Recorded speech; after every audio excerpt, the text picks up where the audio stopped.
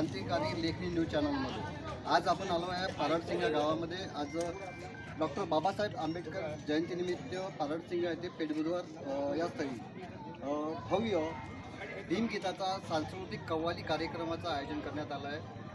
प्राध्यापक प्रशांत भाऊ नारनवरे यांचा हा कार्यक्रम आहे आणि काही ते आपल्यासोबत आज थेट आपल्यासोबत आहे। आपण त्यांच्याकडून जाणून घेऊया या कव्वाली कार्यक्रमाबद्दल। आपल्यासोबत काही आयोजक आहे कार्यक्रमाचे, सोनूदादा बोरकर आपल्यासोबत सोनटक्के वगैरे आपल्यासोबतच आहे, मिलिंद सोनटक्के आपल्यासोबतच आहे। आपण थेट येऊया।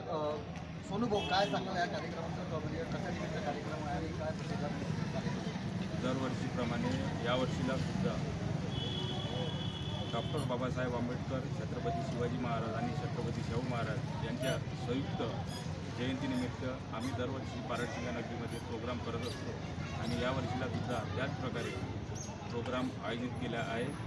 तर गेल्या 14 तारखेला आम्ही भव्य रॅलीचे आयोजन केले होते आणि 16 तारखेला पूर्ण पारडसिंगावासियांना भोजनदानाचा कार्यक्रम आयोजित केला होता आणि आज 17/4/2026ला प्राध्यापक प्रशांतजी नारनवरे यांच्या भव्य कव्वालीपर भीमगीतांचा प्रोग्राम आयोजित केलेला आहे आणि आता अवघ्या 2 मिनिटांमध्ये प्रोग्रामला सुरुवात होणार आहे।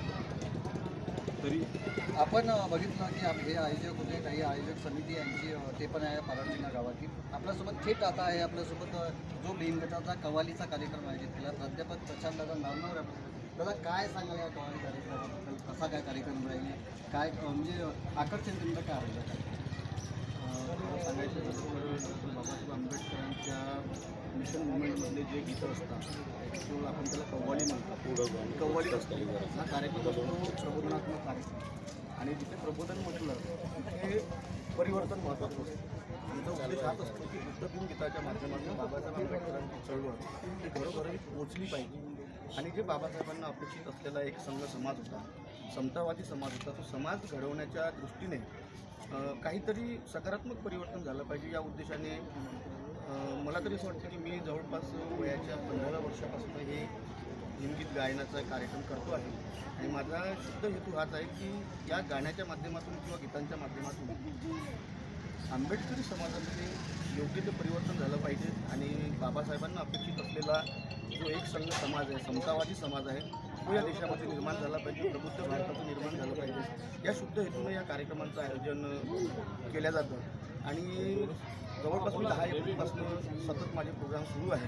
ते तुम्हाला माझ्या आवाजावरून लक्षात येत असेल, थोडा आवाजामध्ये थकवा पण आहे आणि आमचा उद्देश हाच असतो की लोकांपर्यंत बाबासाहेब आंबेडकर, बुद्ध, फुले, शाहू आंबेडकर ही जी विचारधारा आहे तर या निमित्तानं लोकांना ऐकायला मिळतं। आणि बाबासाहेबांचं सुद्धा हे एक स्टेटमेंट होतं की माझ्या उदाहरणाच्या 10 भाषणापेक्षा माझ्या शाहिराचं एक गाणं हे परिवर्तनवादी असतं आणि तोच चळवळीचा एक धागा धरून आम्ही हे गीत गायनाच्या माध्यमातून प्रबोधन करणं हा सतत आमचा कार्यक्रम सुरू असतो।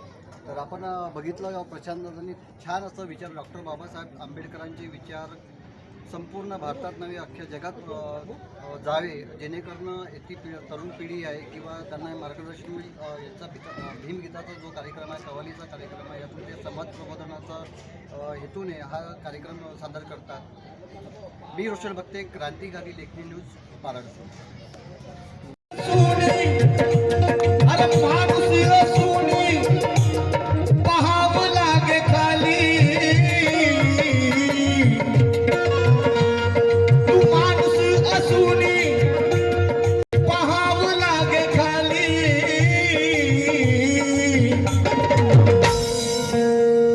तुझ्या गालावरती लाली ही माझ्या गालावरती लाली, सर्वांच्या गालावरती लाली, बाभीमामुळे